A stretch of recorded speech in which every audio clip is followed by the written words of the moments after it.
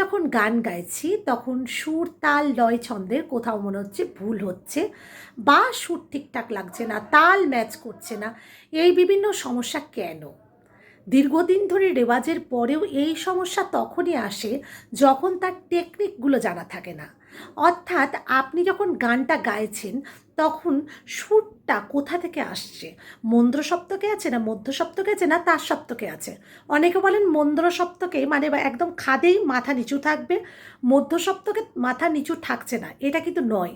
কখনো তার সপ্তকে যখন আপনি মধ্য সপ্তকে নামাচ্ছেন তখনও কিন্তু মাথাটা নামছে বা মাথাটা নেমে থেকে ওপরে উঠছে, সেটা যদি মধ্য সপ্তকে থাকেও।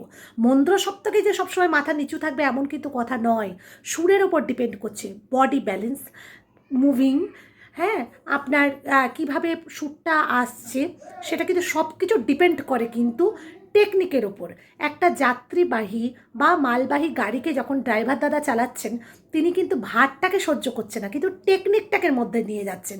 তো আলোর দিশা সঙ্গীত একাডেমি চেষ্টা করছে নানান ধরনের ভিডিও দেওয়ার যেগুলো সুর তাল লয় ছন্দ।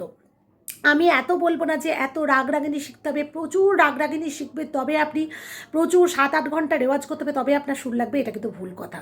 সেটা করলেও নয়, টেকনিক জানতে হবে, তবেই কিন্তু একটা গানকে আপনি যত্ন করে গাইতে পারবেন।